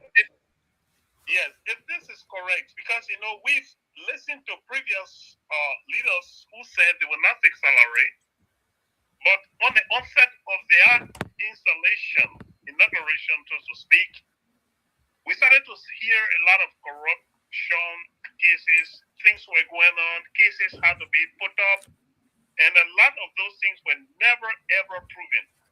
Now, how can you really prove to the Liberian people that if you are not going to take salary for this excellent job, this highest job, how can you really prove to the Liberian people that it will not be in line with what others have done, where they've said, I will give maybe 5% or 20% or 30% of my salary, But at the same time, corruption became even more than ever expected. How do you defend that, sir? So you are breaking up. How do I Okay, defend what? maybe I can Yeah, hear go ahead. paraphrase what you said. Yeah, he said he listened to your recent interview with OKFM where you told Julius Chair and the nation that you will not take salary as a president. So, and he's saying that in the past, Liberians have heard many people say this, and when they ascend to power, they outdo corruption even more than what they promised. But how can you assure the Liberian people that you will not follow suit like what others have done? Right. Yeah. So thank you, Emmanuel. Good question. So there's a saying that I like. They say the best way to predict future behavior or future performance is past behavior, past performance. Meaning, if you were good in the past, high chance, high odds, you will be good in the future. If you're bad in the past, high chance, high odds, you'll be bad in the future. If you're corrupt in the past, high odds, high chance, you'll be corrupt in the future, right? So one of the ways I'd say to Liberians is look at my history. I have managed budgets around $1 billion United States dollars, thousands of employees around the world, etc. I've been audited number of times, hundreds of times over my almost 40 years of work, and not 1 cent misappropriated, missing, or gone anywhere, right? Not from me, not under my watch. That's a good sign that when he trusted with the resources of the country, would do the same thing, right? But beyond that, what I say to people also is that we have plans in place of how we plan to tackle this corruption issue. Very comprehensive plans. One, again, there will be consequences. We'll punish people when they steal and they corrupt. We will use technology to help with corruption. We'll go to e-government. Technology is another way to would digitize the economy over time. When you don't have cash is very fungible, right? We will pay people, I keep saying we'll pay people a living wage, enough money to support themselves, to reduce the incentive for them to steal. These are all things that systematically we'll do, right? To stop the stealing. But look at my history, look at my past, and it should give you a good sense that I'm a man of integrity, and I do what I say and I say what I mean, right? And that's the best answer I can give Liberians. I understand why they're cynical. Why? Because people have promised them before, but you look at my history, the organizations I've managed, I've conducted my personal life, and that should give Liberians assurance that we'll do what we say, and we're not coming to steal. And one of the reasons why we're saying, look, we've been blessed, so we can live with all this salary, is to say to Liberians, but we're not coming to chop. We're not coming for money. We're not coming to play big shot. That's not our interest. Is coming to serve them, so we can work together with them to change our country. Right, Mr. Cummings, can you hear me Let's now? take a few more. We go to 8:30 my time, 10:30. Mr. Cummings, can you hear me? Are you guys can you hear me? Hey, you Paul, you got to get rid of that stuff you're using. I hear stuff you, on the Paul. computer You direct. Mark, Yeah, I'm hearing you, Mr. Mr. Cummings, hear me, right? can you hear me? Yeah, I'm hearing you, Mr. Cummings. Okay, I hear Mr. Cummings as well. Yeah, Paul has to get rid of that. Okay, I'm Mr. gonna Cummings, go Jordan Nelson and is on come the back line. in again. I hope. Paul, can you hear need me? to go out. Yeah, Paul, you got to get rid of that earpiece. It's not an earpiece, Mark. Mr. It's Cummings not an will out. earpiece. I'm not even using it. Okay. So while Okay. Mr. Cummings is out and he's going to come in to the viewer that following, or this is the audience with the Lord Choloply. John Only every that monitor okay. is listening to. The feedback from your end, Linfa. Yeah. So while we await Mr. Cummings, every Sunday, audience with the Lord Choloply at 8 o'clock UK time and then 7 o'clock Liberian time. Mr. Cummings is back. Mr. Cummings, can you hear me? I can hear you loud and clear now. Yes. Right. So I think Linford have a caller on the line because we got about 10 more minutes with Mr. Cummings. Linford? Okay, yeah, our caller, you can go ahead. Is Mr. Cummings available now? Yes. Okay. Mr. Cummings, there's the question someone sending to ask you, and it's very important. That is, we all have seen the entire country. That's public health. How are you going to handle public health in Liberia? Thank you. Yeah. So I think Dolly asked a similar question on health and education. So as I mentioned before, um, when, in fact, even at the beginning of the program, when Lord Choloply asked me how I was doing, I said, we thank God I'm healthy, the family is healthy. Because without good health, you can't do anything, right? When your health is good, you can manage all the challenges. And so health is a very important part of our platform. And we said that, in all of these areas, health, education, agriculture, all the areas, we'll do things there, but we'll make choices, we'll prioritize what we do within each sector. And in healthcare, again, everybody hears about somebody dying of cancer, heart disease, liver disease, etc. But what kills most Liberians are simple, are 5, 6 simple illnesses. These are just facts. In no particular order: diabetes, hypertension, diarrhea, malaria, childbirth. There's 6, there's one more. These are the things that afflict, that kill most of our people. And so we have said we'll focus on what they call primary health care. That means all the existing clinics around the country, there are, I think, about 900, 1,000 of them, maybe more now. We'll build more of those, but those existing ones will make sure they're fully equipped, they're functional, they got birthing rooms, the healthcare workers are paid good every month. The drugs are there for people. If we do those things, if we focus on those things, we'll address what kills or harms 80% of Liberians who get sick are from those basic diseases. That is what we're going to focus on initially. Yes, we got to also address what they call the chronic diseases, right? Yes, we got to fix GFK, Jackson F. Doe, J.J. Dawson, et cetera, et cetera. But we want to make sure that Liberians across the country can reach a health center, and there will be drugs, and there will be trained nurses and midwives to administer those drugs. And that will be our primary focus initially in the whole health sector. Okay. So we have about Okay. The seven caller minutes. said there's something they want to add: sanitation, besides the public health or sanitation. So I know. Yeah, it goes hand in hand. Health and sanitation go hand in hand. If you don't take care, look, sanitation is basic as if you don't have running water, clean running water, you're gonna have sanitation problems, right? Washing your hands constantly yourself, right? So sanitation, health sanitation goes hand in hand, and again, we're going to address those. And on the sanitation piece, just like health, by the way, running water, right? So people are drinking, washing, water that is potable, that is not, cannot harm them, if you will, because that's how you get diarrhea, right? Water that you drink, right?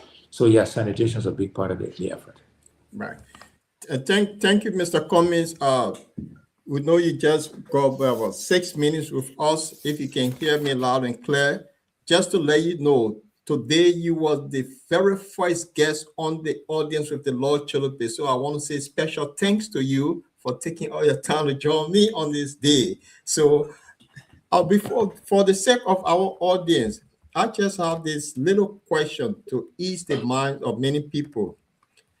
What is the one policy will you implement in your first 100 days as president that will make every Liberian feel different again?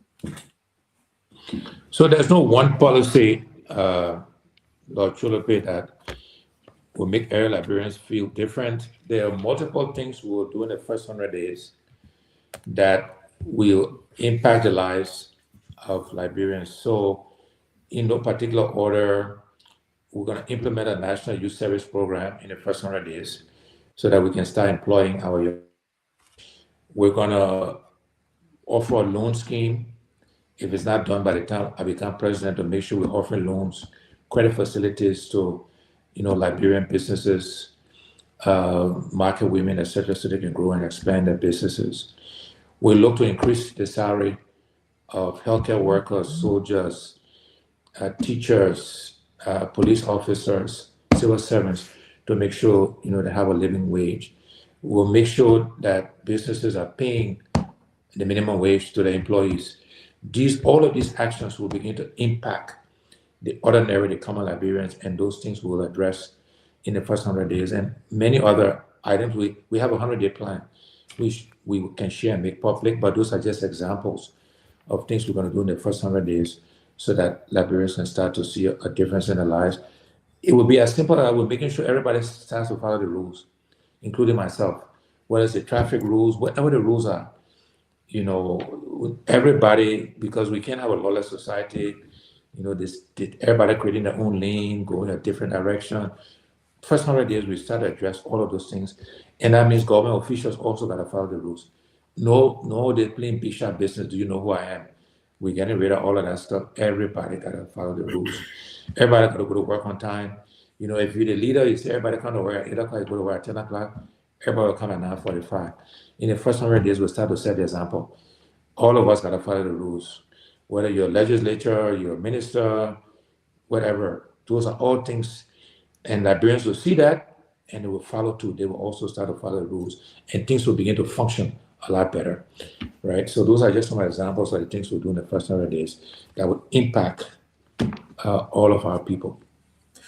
Thank you, Mr. Cummings. Thank you for taking all your time to share your vision with us in Europe and around the world. Lord Choloply, I don't know what's happening.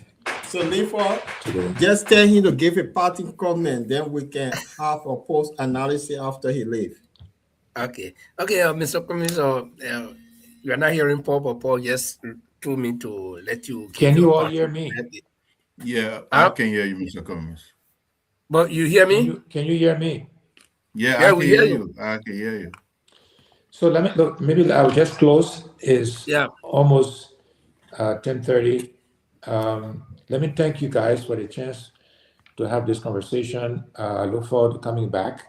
I know it's been a while, but I'll come back more frequently.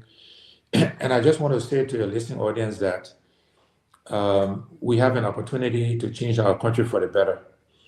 We can't keep doing the same thing over and over and expect different results. We can't keep electing the same people with the same experiences and expect that things will change. We know now that it will not change. We offer a real alternative. We offer a different way. Liberians don't have too much to lose in giving me the opportunity to work, to come to change our country, to serve you as your leader, because I view this as service, not to come play big shot, not to come for anything in the job, but to use the job to change our country. And so we offer the alternative. We're going to continue to make the case. We will take on the questions and challenges, but let's not make excuses when we know the outcome we have gotten and the outcome we'll continue to get if we don't get a different approach, a different way to running and changing our country. And that's what we offer you, our people. So again, thank you for this opportunity. I look forward to coming back and to continue our discussion and to continue to make the case to get the chance to work with Liberians to change Liberia. Thank you. God bless you and God bless Liberia. Thank you. Thank you, Mr. Cummings. Thank you, Mr. Cummings. We appreciate it. Sir. Bless you. Wow. Great show, guys. Oh, Mike, you can hear Paul? Yeah, Mike. Yeah, Paul. Yeah, you live her. Okay. Yeah. The problem between Mr. Cummings and Paul. Yeah, It was too low. It was a I mean, a long great time you show. go like For a long time, you go to Liberia, so your connection to Liberia is cut off. No, I think because it is where it is, where technology sometimes it let you down. But on a fair note, gentlemen, and to our audience, I think there was a very good discussion with Mr. Cummings. And I think Liberians should be looking at Mr. Cummings because since 2017, he's been very consistent with his message. He has not changed. So it's something that we all should look at. I think the show was a good show. So, Mark, let me ask you, what your thought on Mr. Cummings' interview? I mean, Mr. Cummings, like you just stated, Mr. Cummings has been very consistent when it comes to his philosophy and ideology about moving Liberia forward. And he don't just, Mr. Cummings is somebody who don't just say I, which is a good leadership. And it's very difficult to find people in his position speaking like that to say we, but most of them go with this I. And it takes a team.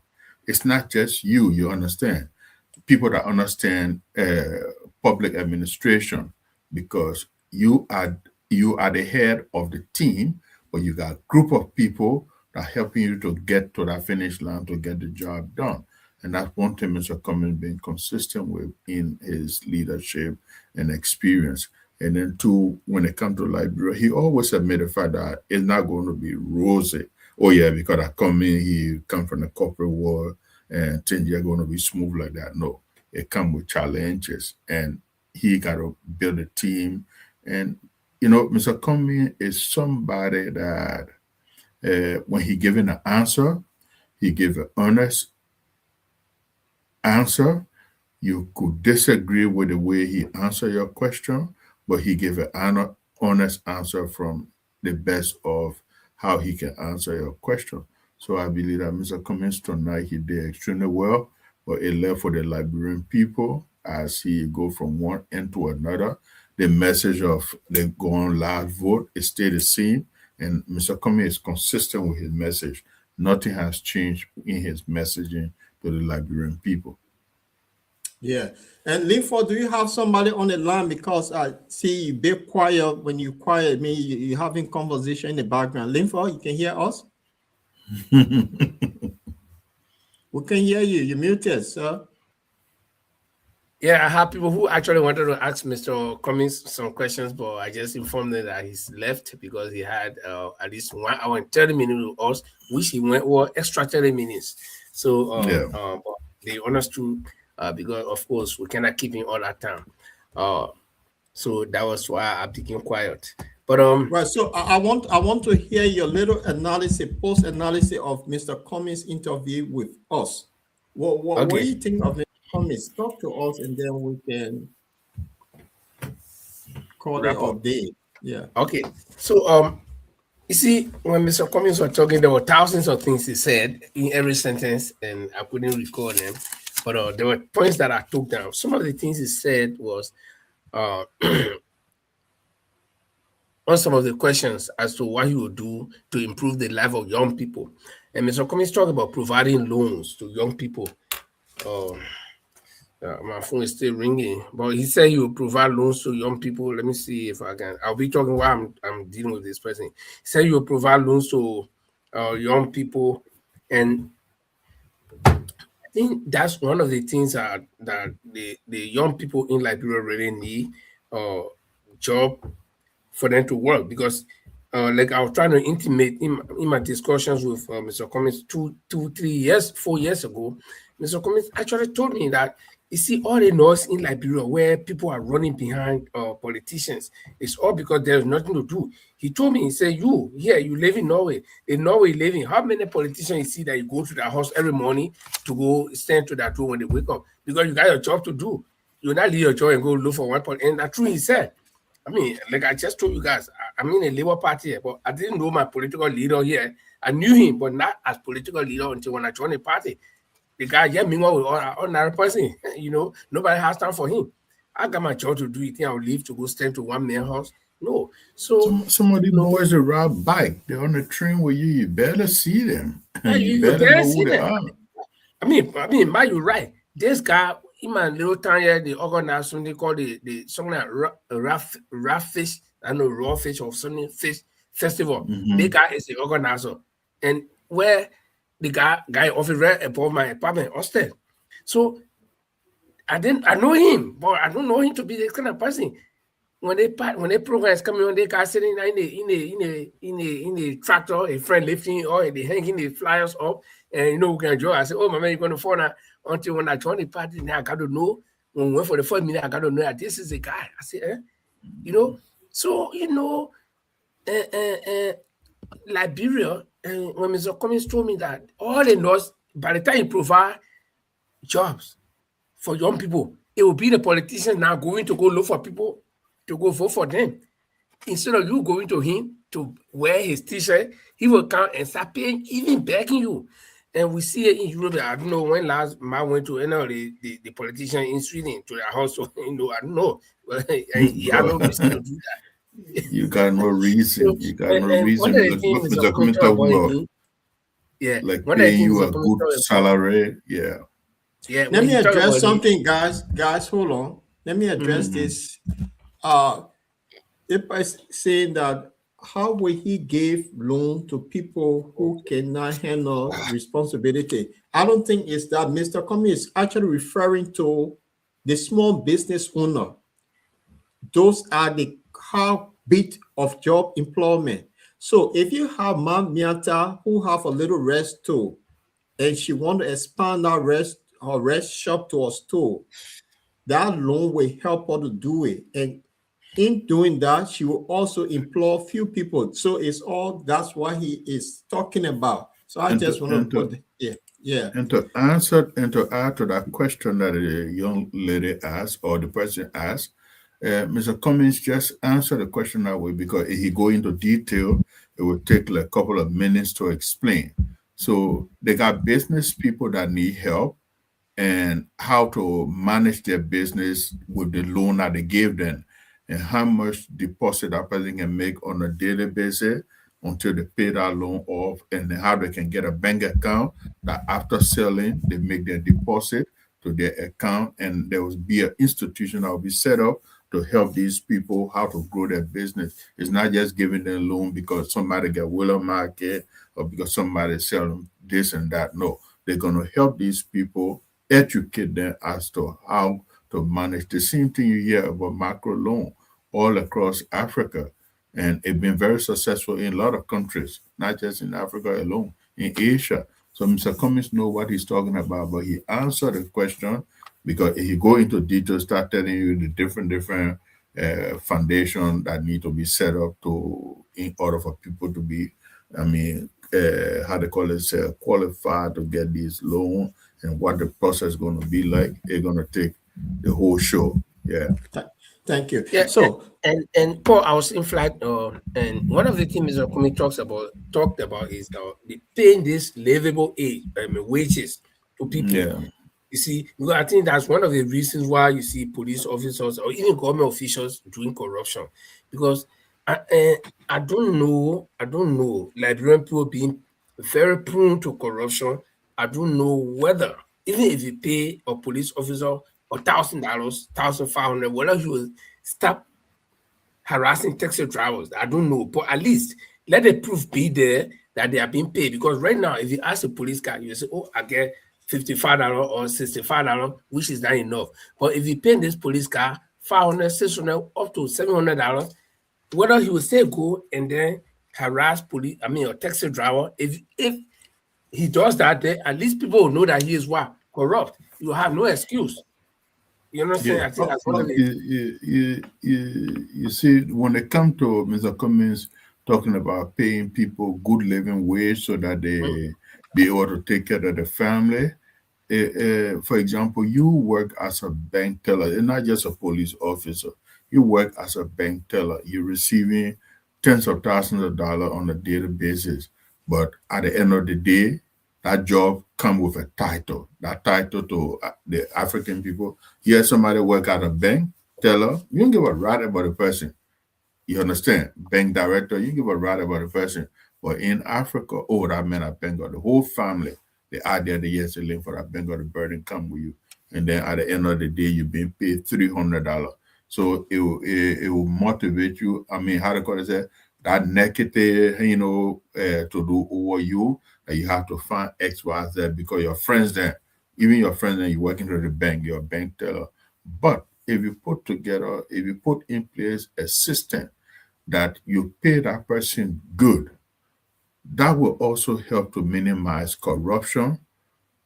And for example, the same as the police officer, those people that are supposed to investigate crime and corruption. The man can be an investigator of crime and corruption, and you pay the man $250. The man go investigate a minister or a director. The man got Okay, cases yeah. criminal that got $1 million.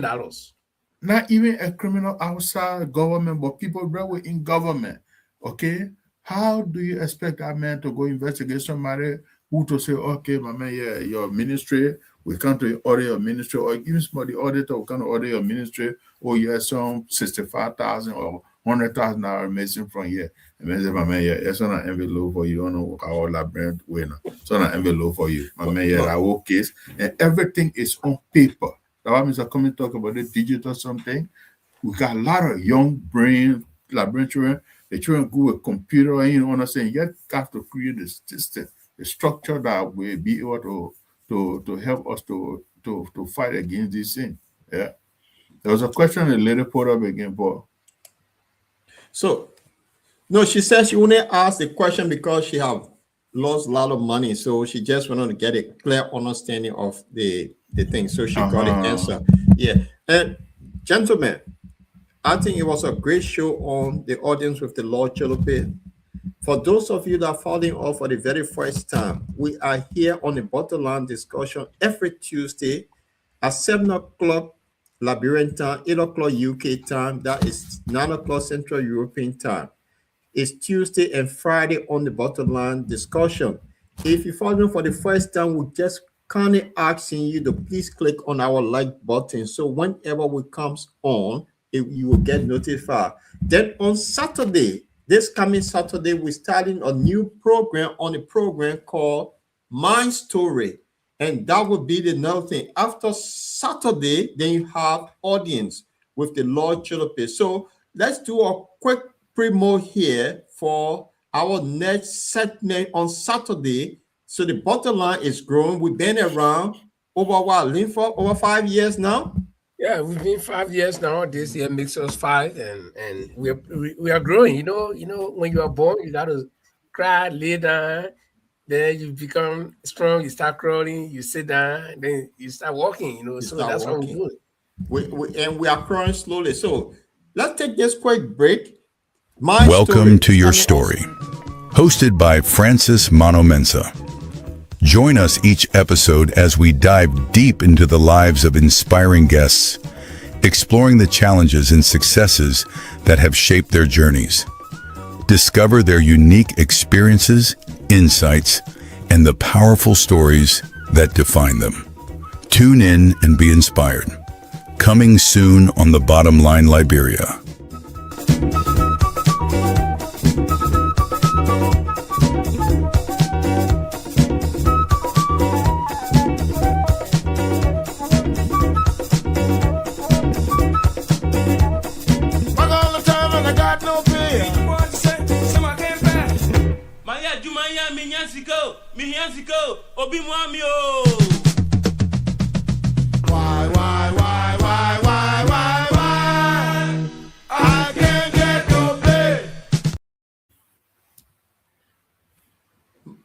My Story.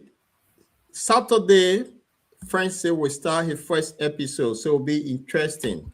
But on Tuesday, we are back here with the bottom line discussion. And then on Friday, we're also back with the bottom line discussion. On Saturday, we'll have the story. And then on Sunday, audience with the Lord Choloply, the friend of King Charles. Every Sunday at 8 o'clock UK time, 7 o'clock Liberian time, and then 9 o'clock Central European time with my co-host, Kai Magfire from Sweden, who always with me, my dear brother, and my other co-host on the bottom line discussion. Live for well, gentlemen, we have come to the conclusion of this program. I just want you guys to give 2 minute assessment on what you saw, and then we can close up and meet here on Tuesday. And to our audience, we want to say thank you for being with us and join us every time we come on the bottom line. This is your platform. Linford, let me start with you. Give your 2 minutes and then Mark so we can wrap up. Okay, I think it was a good show, and I want to say thank you for uh, letting me to participate on the show. And I don't know. I don't want to say I can come most time, but whenever you want me to come, I'll come. Uh, we do this for the Liberian people, and hosting Mr. Cummings tonight, I think again, most of the Liberian people, those who have been doubting, uh, some of the things that they've been doubting about, he gave them the opportunity to actually understand. Like we had a caller whose name I will not mention, and this caller, of course, I was surprised that he had to ask Mr. Cummings because this caller has always said that Cummings cannot become president of Liberia. But now he's imagining Cummings becoming president and what will Cummings do? So, I think it was healthy to host Mr. Cummings on the show. And we want to say thank you to those of you who joined us for the first time.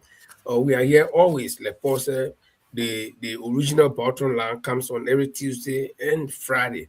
But Saturday now, we're going to have your story, and then Sunday, we have this particular one that we are on the audience with the Lord Choloply. And who knows? Something may be coming up pretty soon. We don't want to blow the alarm, but something will be coming, or we want to keep the whole week busy.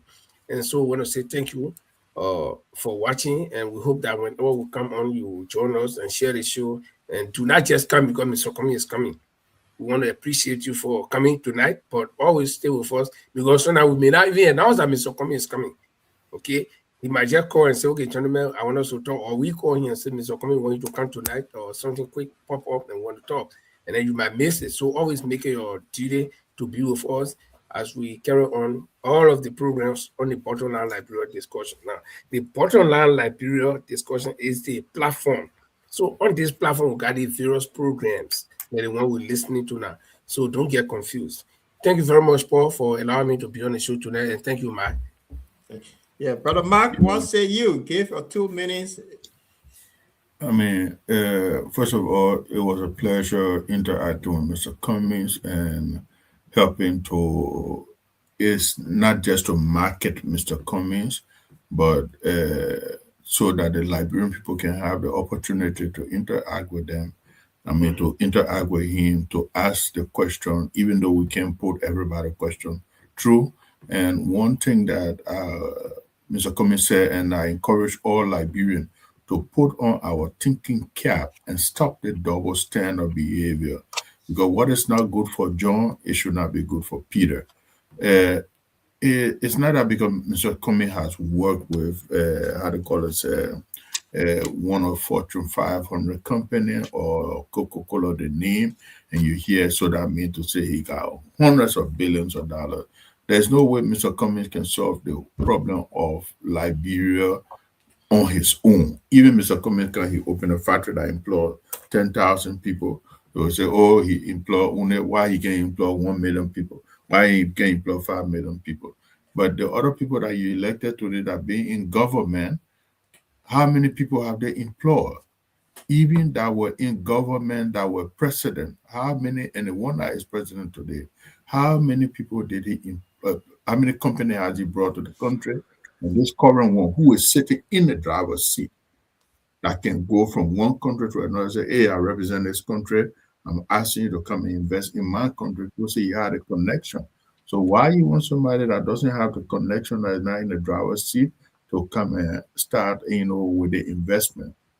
What did we do? What did Waka do after 12 years of vice president? But why are you playing double standard? And we Liberian, like there was a lawmaker from Maryland. We had him on the show before, and he said it's a coming, it's a gift, it's a blessing to we Liberian. And what he meant by that, is that you have to study who the person is. Not don't come from prejudice, because prejudice can make you not to know anybody, to have interest in anything of the person. Oh, Mo, you 1%. Oh, Mo, you 2%. But study about this man and listen to what this person is saying and pick 1 or 2 cents from inside. Even though, I don't like this person, or somebody told me something about this person, but this one the man is saying is in my interest. The man is talking about having hospital. Brother Paul, I'll take a few minutes on this topic. Yeah, the man is talking about my children and me having access to clinic. When we go to clinic in this country, we can get tested. No way to do blood test to know what is happening to us. We just go, somebody write a prescription, you buy medicine on connoisseur. No clinic within 10 minutes walk of a child. You don't have a hospital in the country that is to that value of even $100 million hospital. You don't have it.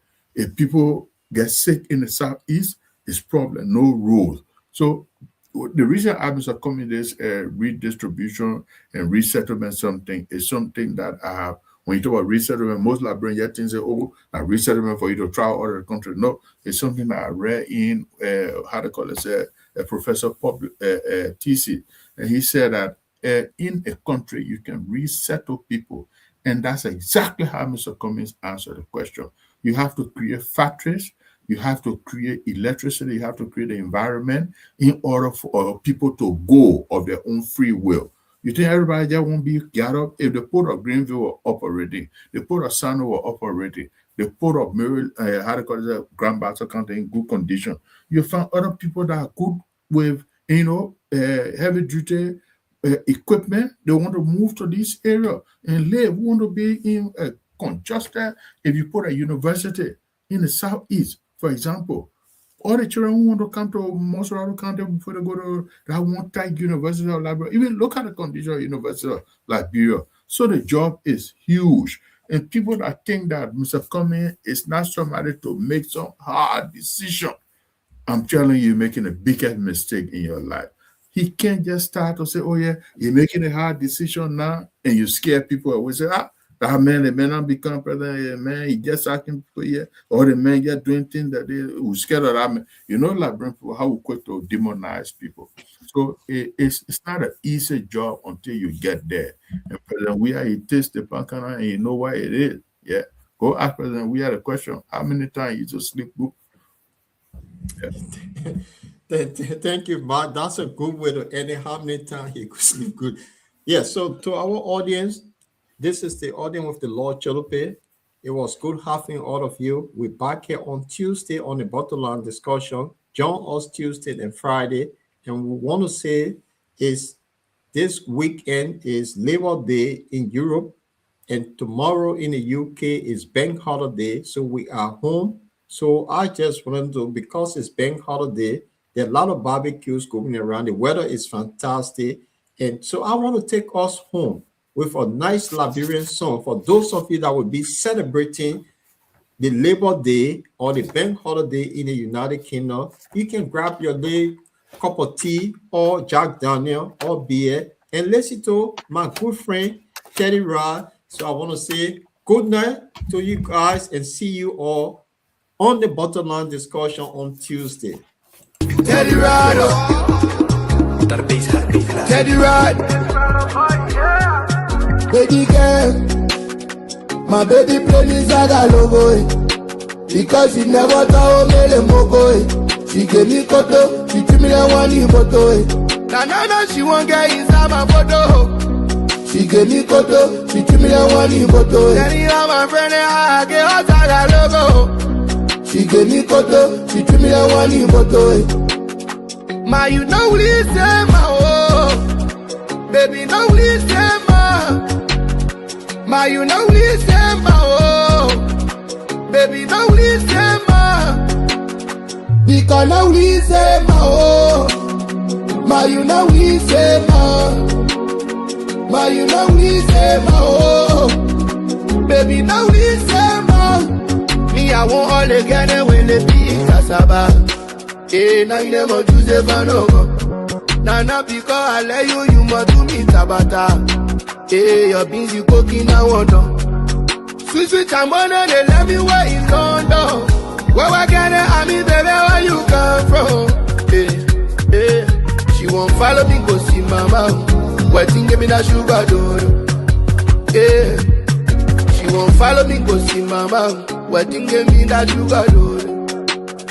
Waiting, give me that sugar,